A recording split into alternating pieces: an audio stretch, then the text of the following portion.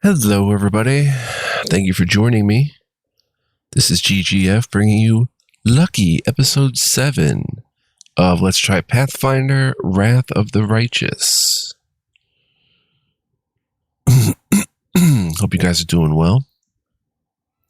Ready to check out this Paizo / Owlcat Super Gem, Mega Gem, if you will. Making sure I have sound in the headphones. Alright, we are just about done with character creation, guys. Can you believe it? Episode 7, and we might start the game. Incredible. But this is really like a game in itself. Now, we should probably pick our portrait. It looks like an armored battle mage or something because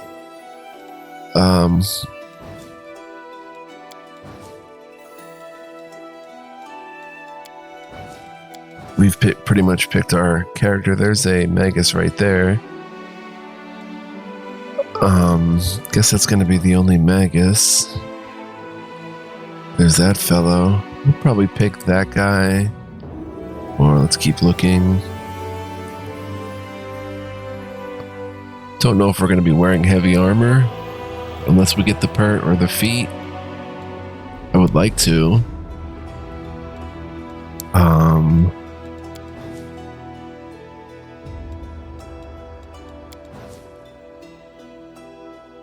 The old fella. That looks like a cool half elf. And looks about like what our character will look like. He's using a staff. That's pretty cool though, but that's an Aasimar, I think. Not that we have to be entirely accurate. But and then there's Kingmaker characters. These are the actual characters that you can recruit and stuff. I think I'll be this dude. And we'll go class. I'm still set on the Magus. Arcane Rider. I don't know how it's going to be. We may have to restart with something different if I don't like it. But hopefully this is the sauce right here. We've got the High Elf. Racial heritage was Kindred Race. I know it's probably the weakest of these three. But I like the charisma bonus. Background was... Oh shoot, what was the background again? Did we end up going with Nature Guard? Yeah, with Guidance, Nature Scholar. Our ability scores were 13, 15, 10, 16, 14, something like that. And we get a bonus on Intelligence.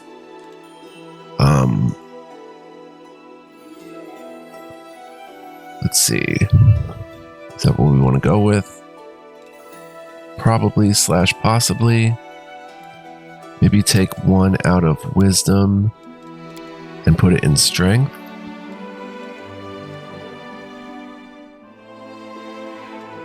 Let's look at that. Let's try that. Skills. We had Athletics goes to 6. Knowledge Arcana. Lore of Nature, or Knowledge of the World.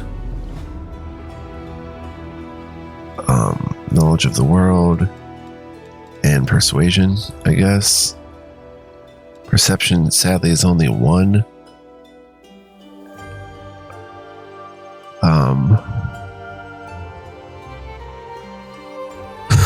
Use magic devices 4, which is cool. Or I could take, instead of athletics, we could take, that's only going to make it a 2. Unless we can make perception a class skill.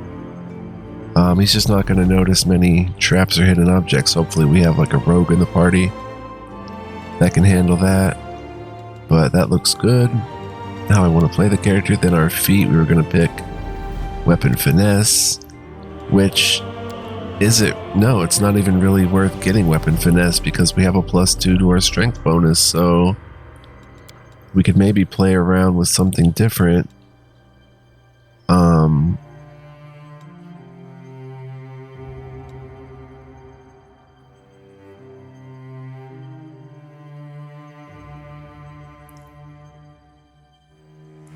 This is interesting. Arcane Spirit. You can talk up the power of your own magic to such an extent that creatures find it more difficult to resist your spells. So as a swift action, you extol the virtues of your magic to one creature within 30 feet. Make a persuasion bluff check opposed by I thought it was opposed to a perception check. This is opposed by a target's perception. DC 10 plus the target's perception bonus. If you succeed, the target takes a -2 penalty on saving throws made to resist the next spell you cast. That is pretty cool. I mean, a lot of these are cool. So you can imbue your weapons with a fraction of your power. Arcane Strike. Armor proficiency, medium armor even. That would be cool. We're going to choose that for now. Brew potions, combat casting would be important. Even getting elven magic again. Combat reflexes.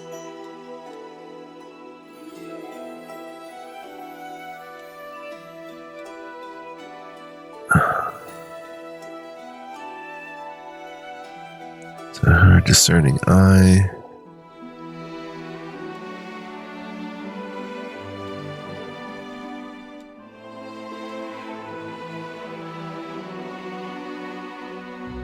Elemental focus is even good. Yeah, getting like an elven spirit. You get that +2 racial bonus on caster level checks made to overcome spell resistance, plus a +2 racial bonus on knowledge arcana made to identify the properties of magic items. So instead of medium armor, I think we're going to go with elven spirit for right now. Extra arcane pool increases by 2.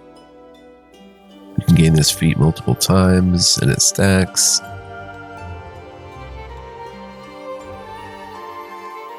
Improved initiative, improved unarmed strike, iron will. All this meta magic: bolster, empower, extend, heighten, intensify. Your spells can go beyond several normal limitations. An intensified spell increases the maximum number of damage dice by 5 levels, but you must actually have sufficient caster levels to surpass the maximum in order to benefit from it. So level increase is a +1, so an intensified spell uses up a spell slot 1 level higher than the spell's actual level.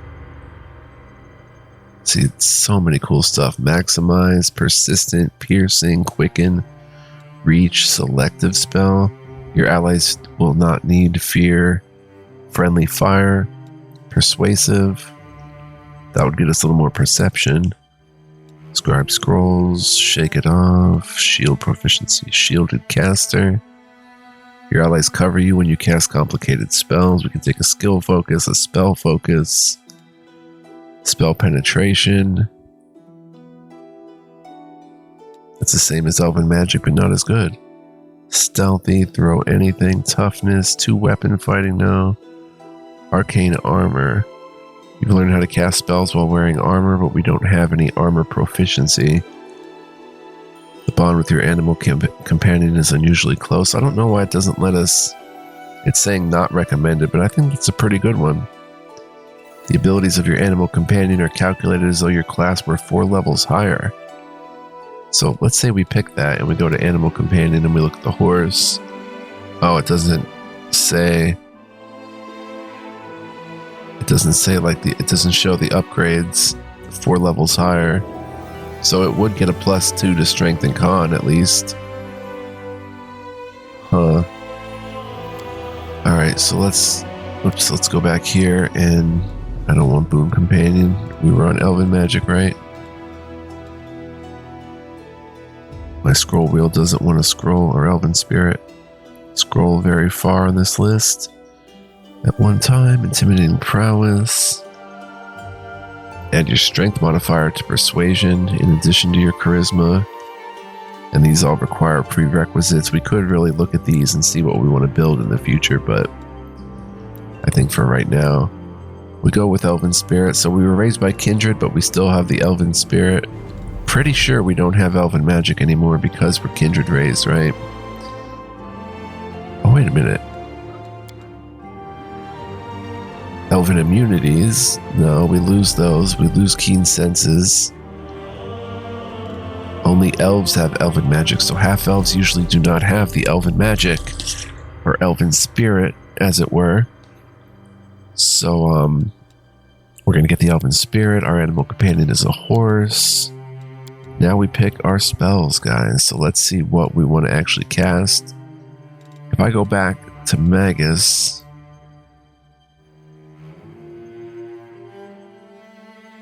and look at it. Weapon in one hand, spell in the other. Okay, let's look at these features. Allows the Magus to cast a spell within the same round as a weapon attack, but it can't be used if the Magus has both their hands full.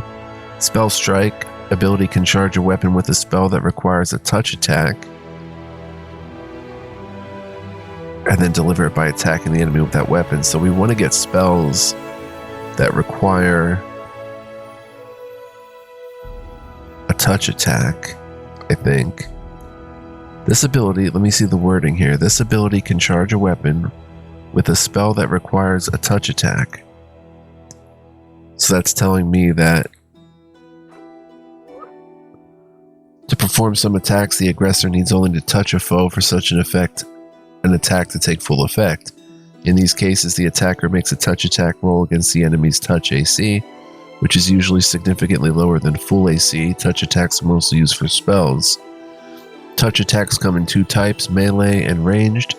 Since touch attacks like the Shocking Grasp spell are melee, they add to the attacker's strength modifier, or they add the attacker's strength modifier to the attack roll. To hit with ranged touch attacks like the Scorching Ray spell, the caster should increase their dexterity and get the precise shot feat. Hitting an opponent with a touch spell is considered to be an armed attack and therefore does not provoke attacks of opportunity.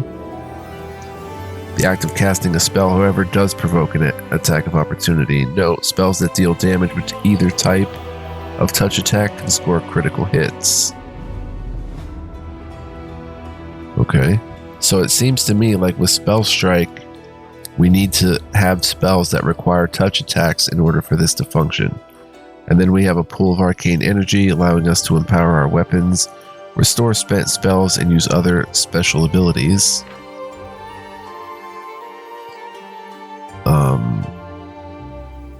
A number of classes and creatures gain the use of special abilities, many of which function like spells. There's spell-like abilities. Usually, we can get into this, I think, when we actually see what our special abilities are. Okay, so whoa, what happened? What happened? Did I accidentally click something? Our scores are right. Right. Our skills, we have 2 points. What?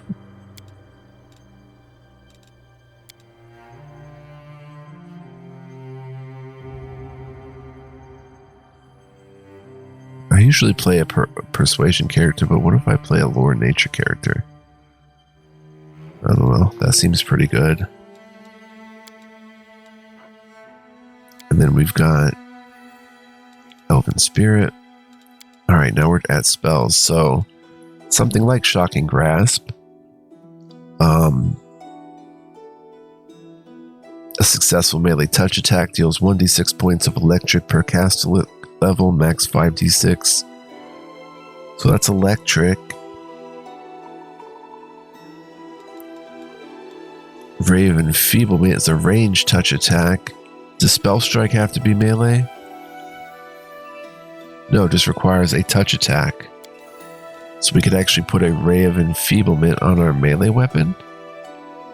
Could we do that, I wonder?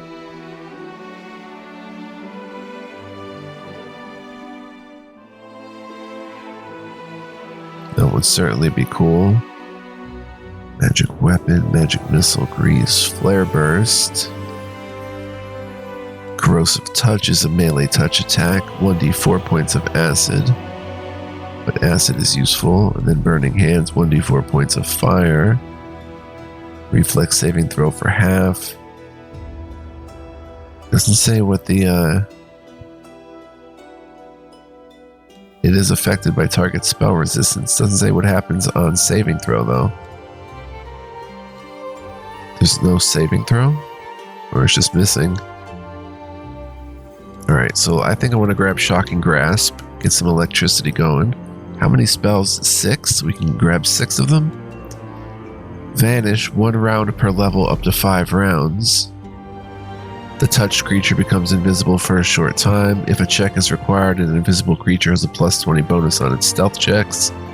The spell ends if the subject attacks any creature. For purposes of this spell, an attack includes any spell targeting a foe or whose area of effect includes a foe.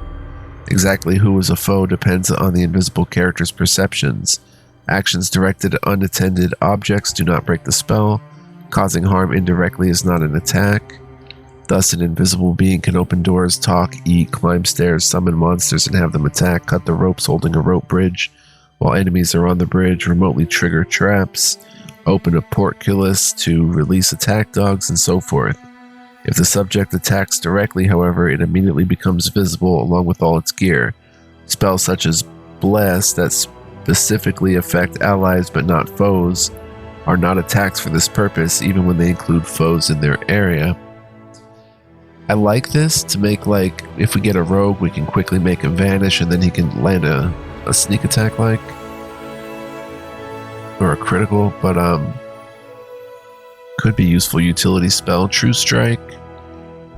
Target is personal, duration 1 round. You gain temporary intuitive insight into the immediate future during your next attack.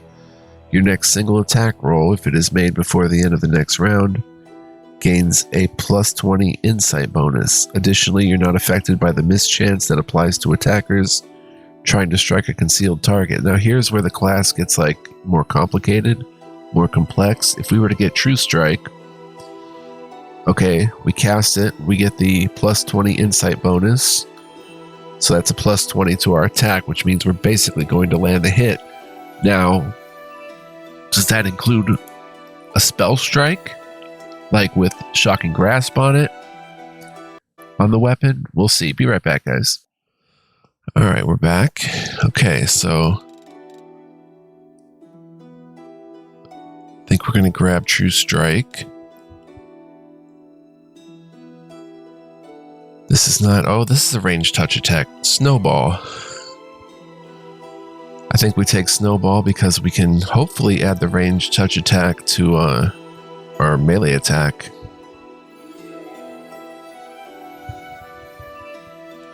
Let me look that up, guys, because I don't want to make the mistake. 1 second. Alright, we're back. I have found the answer. It seems like we have to look at the target up there where it says 1 enemy creature within touch range. It has to be a touch range spell. So, Snowball has a close range. I do not think that would work with our melee ability to spell strike. So we could do Corrosive Touch. That's 1 creature within touch range.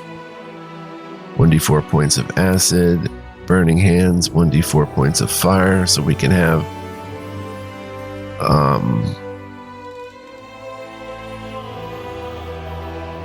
let's see, we have 3 spells already. Shocking Grasp, True Strike,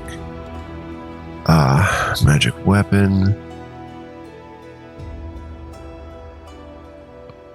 1 minute per level. Could be useful. Magic Missile. We know that's always useful to have. That's Conjuration. That's Evocation. Evocation is Flare Burst. It functions as Flare,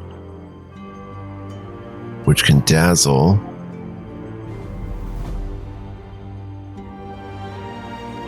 And dazzling is creatures unable to see well because of overstimulation of the eyes. A dazzled creature takes a -1 penalty on attack rolls and sight-based perception checks.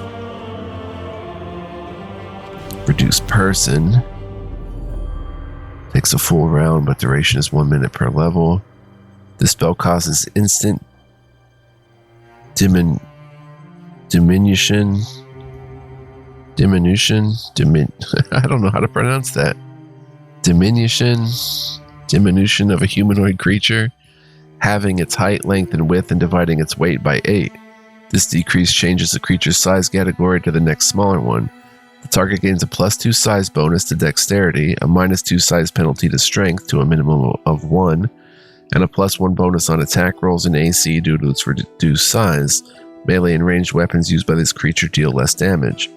A small humanoid creature whose size decreases to tiny has a space of 2.5 feet and a natural reach of 0 feet, meaning that it must enter an opponent's space to attack.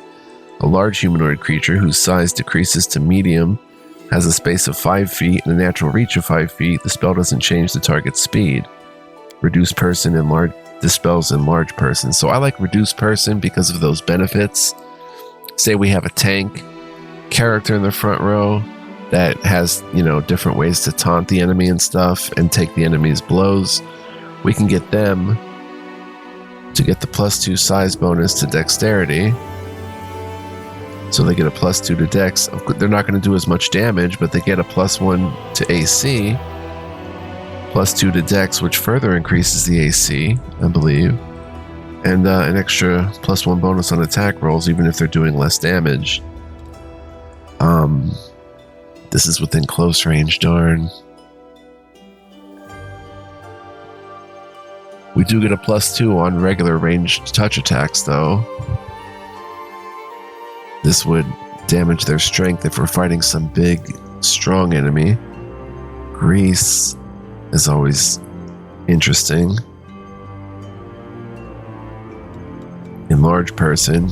Now, enlarged person, they're going to get a -2 to dex, but a +2 to strength, and a -1 penalty on attack rolls and AC, but they're going to deal more damage. So you can, in turn, enlarge someone. So I like playing with the sizes there. Color spray, considering he's going to be in the front row. What does this do nowadays in this edition? The duration is based on the target's hit die. Effect is affected by spell resistance of the target. A will saving throw negates. And it's a mind-affecting spell. So a vivid cone of clashing colors, springs forth from your hand, causing creatures to become stunned. And attackers receive a +4 bonus to attack rolls to perform combat maneuvers against stunned opponents. They also take a -2 penalty to AC and lose the dex bonus to AC, if any. Perhaps also blinded. The creature cannot see. It takes a -2 penalty to armor class, loses the dex bonus to AC. All opponents are considered to have total concealment, 50% mischance against the blinded creature, and possibly knocking them unconscious. Injury and death. Unconscious is one of the helpless conditions when you can take no actions. After a battle, unconscious characters heal some hit points, gain consciousness, and stand up. A helpless opponent is sleeping, paralyzed, unconscious, or otherwise at your mercy. Melee attacks against a helpless target get a +4 bonus. In addition, a helpless character is treated as having a dex of 0, giving them an appropriate penalty to AC. Rogues, slayers, and other characters who have sneak attack ability can apply it to helpless targets. A character can use a melee weapon to deliver a coup de grace to a helpless foe. Cool. So I think we get color spray because this vivid cone, each creature within the cone is affected according to its hit dice. So here we go. It's different. 2 hit die or less, the creature is blinded, stunned, and knocked unconscious for 2d4 rounds, then blind and stunned for 1d4 rounds, and then stunned for 1 round. Only living creatures are knocked unconscious. But if they have 3 to 4 hit dice, the creature is then blinded and stunned for 1d4 rounds, then stunned for 1 round. And if they're a tougher creature with 5 or more hit dice, the creature is stunned for 1 round. Sightless creatures are not affected by color spray. So once you're fighting, this is kind of useful at low level when you're fighting low hit dice enemies. But once you get to the 5 or more type enemies, you're just stunning them for 1 round, which is still cool. They can't take any actions. And this is a standard action, all creatures within a 15-foot cone. But I think our last spell almost has to be Magic Missile. Shield creates an invisible shield of force that hovers in front of you. Oh, it's personal. It negates magic missile attacks directed at you. The disc also provides a +4 shield bonus to AC. This bonus applies against incorporeal touch attacks since it is a force effect. Shield has no armor check penalty or arcane spell failure chance. So this is like, busting out a shield that literally has a +4 to AC. Since we can't use a shield, that would definitely be useful. 1 minute per level. Plus helps against incorporeal touch attacks. Some creatures, for example ghosts, have the ability to make incorporeal touch attacks. These attacks ignore solid objects such as armor and shields passing through them. Incorporeal touch attacks work similarly to normal touch attacks, except that they also ignore cover bonuses. Incorporeal touch attacks do not ignore armor bonuses granted by force effects, such as mage armor spell and bracers of armor item. So that's a cool little bonus to it. Protected against ghosts and stuff like that. And there's no armor check penalty or arcane spell failure chance. Now, spell failure chance, many arcane spellcasters face the possibility of arcane spell failure if they're wearing armor. Number shown in the armor description means the % chance of spell failure using a spell without any effect. That's what the failure is. If a character is wearing armor and using a shield, add the two numbers together to get the effective arcane spell failure chance. And then armor check penalty, any armor heavier than leather,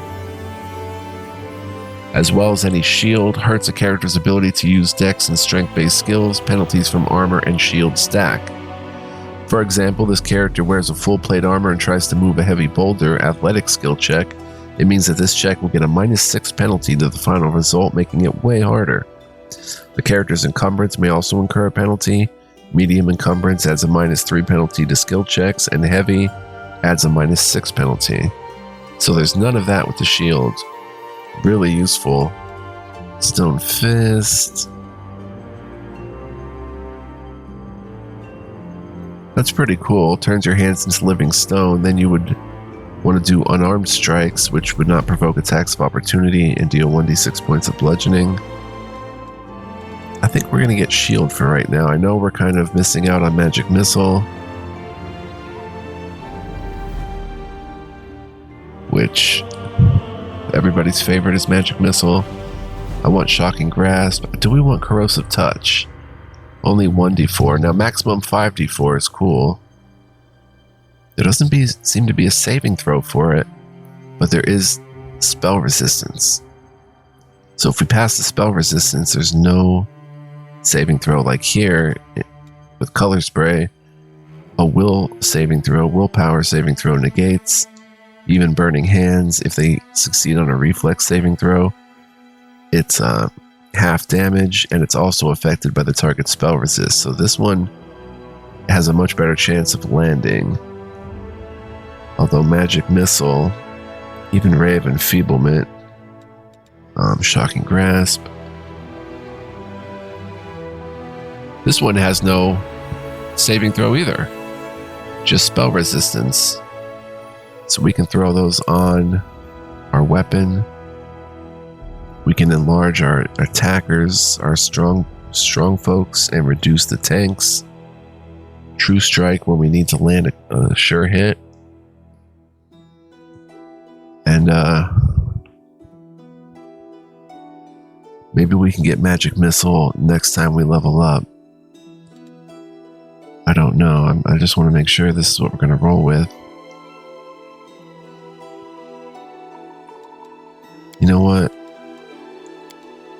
Instead of corrosive touch, let's get magic missile. So magic missile is affected by the target's spell resist. It's a force attack.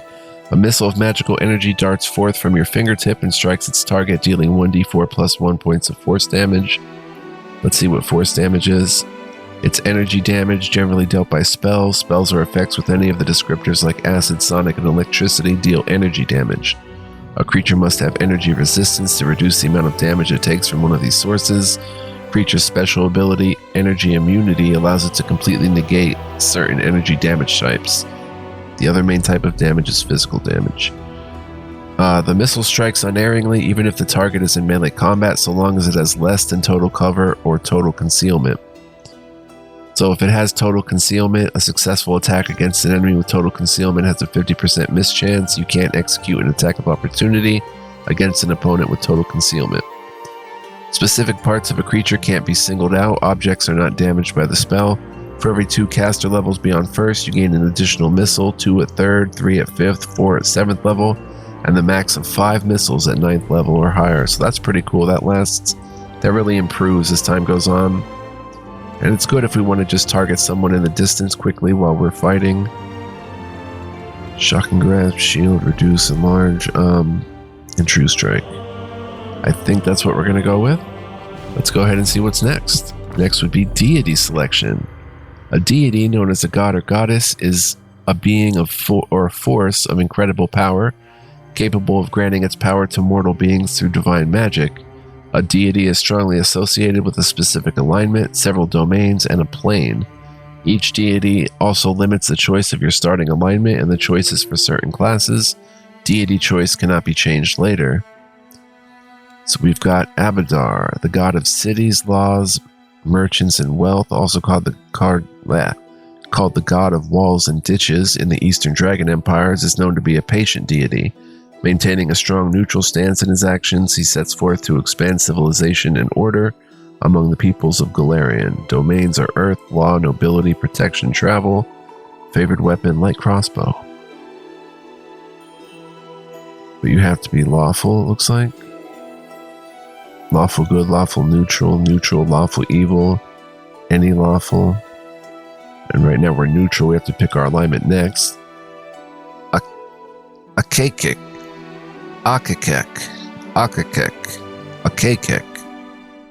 Also known as the Mantis God, Akakek does not actively seek worshippers, but it has them nonetheless. He who walks in blood is the divine patron of the assassins known as the Red Mantis, a group of infamous murderers who use the methods and themes of the Mantis God to strengthen their own notoriety. Domains: death, evil, law, trickery, war, murder, subdomain. Favorite weapon: Sawtooth Saber. What is that? Asmodeus, also known as the King of Heck, Master of Witches and Prince of Law, is the most powerful of the 9 archdevils that inhabit Heck, and the only one of Hell's rulers to claim full divinity. It was he who was credited with penning the contract of creation, within which his followers believe is hidden the means for their patrons' eventual rise to supremacy. Domain: evil, fire, law, magic, trickery. Favorite weapon: mace. Wow, there's a lot here, guys. So we're not going to get to the game today. We might not even get through the deities. Atheism.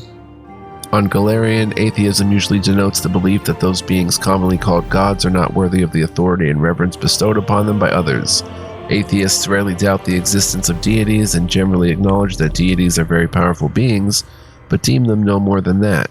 Instead of gods, they tend to revere ideals such as goodness or freedom, philosophies such as the prophecies of Calistrade or diabolism, or nothing in particular. Some scholars argue that the term atheist is incorrectly applied to these people, preferring terms such as dystheists, or mesotheists. Others call themselves agnostics, insisting that no mortal can say what is divine and what isn't, and the workings of the divine are fundamentally unknowable by mortals. However, such distinctions are lost on a generally religious society, and most accept the more common term. Atheism is looked down upon in many parts of Golarion, but it is enforced on a state level in the nations of Rahadum in Garund, Tuvet in the River Kingdoms, and Bakwan in Tian Xia. Despite their lack of faith, atheist souls are still judged by Pharasma. Their posthumous fate varies. Some are sent to the planes best matching their individual alignments and philosophies, while others become bodiless spirits in the astral plane, are reincarnated, or find their fate in the graveyard of souls. This is super cool stuff. Calistria, also known as the Savored Sting and the Unquenchable Fire, is the goddess of lust and revenge who takes on many faces and guises. She is held in especially high regard by elves, who often identify with her mercurial moods and changeable nature. A fondness for wasps has earned this vengeful deity the title of the Savored Sting. Such creatures live on after harming their enemies, a trait Calistria's followers hope to emulate when pursuing their goals. Domains: chaos, charm, knowledge, luck, trickery. Favored weapon: the rapier. Caden Kayleen. Wow, this is interesting. The god of alcohol, bravery, and freedom. You can see all the archetypes and stuff that aren't allowed. Is one of the ascended, those mortals who believed God achieved godhood by passing the test of the Starstone. Because legend tells that he passed the test while intoxicated, he is also known as the lucky drunk, the drunken hero, or the accidental god. Chaos, charm, good, strength, travel, weapon, rapier. Desna. Also known as the Great Dreamer, Lady Luck, and Mother Moon, the goddess of dreams, luck, stars, and travelers, is among the most ancient of deities. While her peers burdened themselves with the task of creating Galarian, she spent her time building the heavens. She knew that there would be plenty of time for her and her followers to explore the many wonders of the world later. She's changed little since those earlier days, and she and her followers delight in exploring the world. I like this one. Chaos, good, liberation, luck, travel, and Star Knife is the weapon. We'll pick her for now. Erastil, also known as Old Deadeye and the Stag God, is one of the oldest human gods still worshipped in the Inner Sea region, and is concerned with family, farming, hunting, and trade. During the Age of Creation, Erastil was among the gods who battled Rovagug when he sought to destroy Galarian. They were eventually able to contain him in the Dead Vault at the planet's core. His religion dates back to before the Age of Darkness, when small farming communities and hunter-gatherers prayed to him for bountiful harvests and successful hunts. Legends claim that it was Old Deadeye himself who crafted the first bow and gifted it to humans to overcome the challenges of the world. Even as the accomplishments of civilization mount, Erastil still continues to embrace and represent the simpler pleasures life has to offer. Animal, community, good, law, plant, and longbow. Godclaw. The Hell Knight Order of the Godclaw reveres a pantheon of 5 deities. Iomedae and Torog are seen as model Hell Knights concerned with offensive and defensive combat, respectively. Irori is the epitome of emotionless discipline, Abadar is a keeper of laws, and Asmodeus as a strategist king. Depiction of these deities as part of the Godclaw differ from traditional images, with the deities portrayed as stern, armored paragons of law. Though some members of the Order of the Godclaw dedicate themselves to individual gods, many take the whole pantheon as their patron, receiving spells despite their unorthodox, perhaps even heretical beliefs. Domains, law, protection, strength, war, and they like the flail. Gorum, also known as our Lord in Iron, is a god of battle above all other pursuits. It is said that he would rust away into nothingness if there was ever a time with no more conflicts to be fought. His faithful believe he is present in every iron weapon of war that is forged. Chaos, destruction, glory, strength, war, and greatsword. Yeah, I love when there's like a ton of gods and lesser gods, and this is it's so cool. Gozre is a dualistic deity of nature, a god of the storm and sky, and also a goddess of the wave and surf. Born of the ocean's fury and the wind's wrath, Gozre is a fickle deity.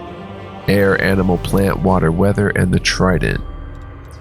Green faith is a naturalistic philosophy based on the belief that natural forces are worthy of attention and respect. Followers of the green faith meditate daily, commune with natural forms of power, and show respect to nature in all things. Animal, earth, fire, plant, water, and the sickle. Gairona. The goddess Gairona is also known as the Angry Hag, and for good reason. She is not a popular deity, as many fear her and her clergy, which is entirely female. These are usually the victims of the unforgiving and closed-minded, the outcasts of society, disfigured prostitutes, wives caught in adultery, or pregnant teenagers disowned by their parents. Priestesses are renowned for their ability to foster hatred and turn friend against friend. Her priestesses are also known to swap young babies for hideous, monstrous creatures birthed from their own womb. Chaos, destruction, evil, madness, and dagger. Iomedae, also known as the Inheritor, Light of the Sword, and Lady of Valor, is the goddess of righteous valor, justice, and honor. Having served as Eredin's herald, she inherited many of the last Eslante's followers upon his death and continues to espouse the ideas of honor and righteousness in the defense of good and the battle against evil. Glory, good, law, sun, war, longsword. I'm going to try to get to all these in this episode, guys. How long are we? 39. Yeah, we'll try. Irori, also known as the Master of Masters, the Enlightened One, and the Perfect Human, is the god of enlightenment, self-perfection, knowledge, healing, and inner strength. His followers claim that he was once a mortal who achieved absolute physical and mental perfection, and thus attained divinity of his own volition. He is one of the core gods, if not the most powerful deity of the Vudrani pantheon, but has an increasing following in the Inner Sea region as well. Healing, knowledge, law, runes, strength, and unarmed strike. Lamashtu is the mother and patroness of many misshapen and malformed creatures that crawl, slither, or flap on above or below the surface of Galarian.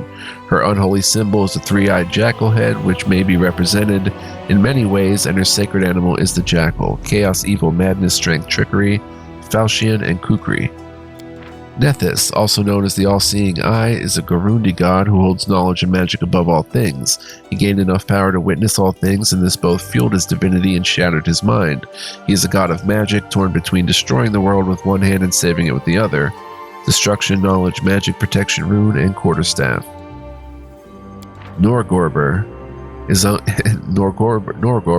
is known as the once mortal god of thievery and assassination, as well as the keeper of secrets.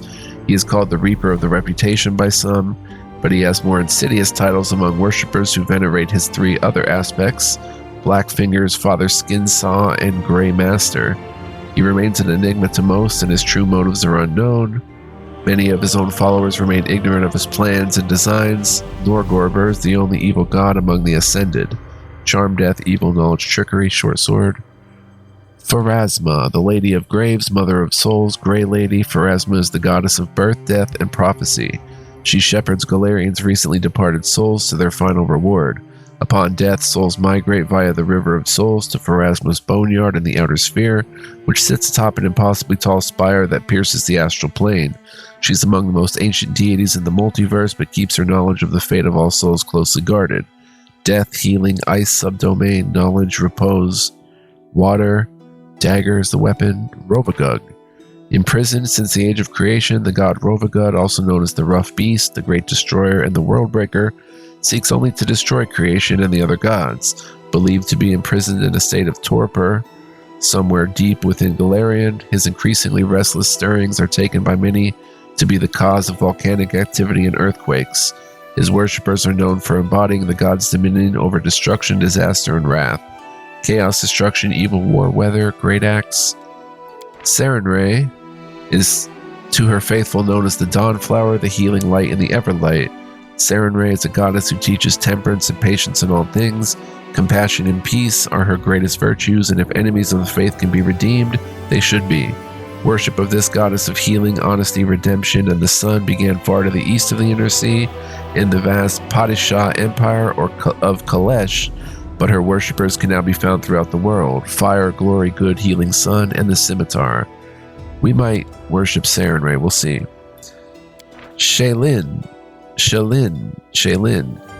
also known as the Eternal Rose, the Eternal Maiden, and the Incorruptible, is the goddess of art, beauty, love, and music, and the half-sister of Zon Kutan. Shaylin focuses just as much attention on internal beauty as external, as aspects of her role of goddess of beauty. Shaylin also promotes the creation of art and the composing and performance of music. Clerics of Shaylin frequently are artists themselves. As the goddess of love, Shaylin encourages the proliferation of that feeling in all its forms. She is not the goddess of sexuality, lust, or fertility, and makes a very clear distinction between love and sexuality, although she does not in any way discourage erotic love. The few paladins who worship her practice courtly love. Air, charm, good luck, protection. Favorite weapon, the glaive. That's a good one too. Torag, also known as the Father of Creation, is the stoic and serious dwarven god of the forge, protection, and strategy who values honor, planning, and well-made steel. He's an often distant deity, lending magical power to his clerics but leaving his followers to make their own way through life, knowing that this will make them strong and determined. Artifice, earth, good, law, protection, and warhammer. Urgathoa, also known as the Pallid Princess and Lady Despair, is the goddess of physical excess, disease, and the undead. She's mostly worshipped by dark necromancers, the undead, and those wishing to become undead. Sometimes those who live gluttonous lifestyles make supplication to her, as do those suffering from a serious illness. Her faithful believe she was the first creature to defy Pharasma and return unnaturally from the boneyard and break free from the cycle of souls.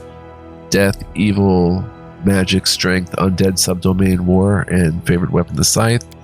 And Zon Kuthon, also known as the Midnight Lord, the Dark Prince, and the Prince of Pain, god of darkness, envy, loss, and pain, possesses one of the most twisted and evil minds in the great beyond. His position as god of pain is well earned, and he has been the root of countless tortures, murders, and worse throughout time. He was once a benevolent demigod named Dubral, but was corrupted when he traveled to the far dark places between the planes and returned in his current form. His half-sister, Shaylin, still holds out hope that she can redeem him, though the Lord of Shadows shows no sign of remorse or compassion. Darkness, death, destruction, evil, law, undead subdomain, and flail. So to me, it's between Shaylin, Saren Ray, and what was the one up here? Desna. Wait, Desna. Yeah, she made the heavens and stuff. Okay, we're probably going to be chaotic good. So if we look at Desna,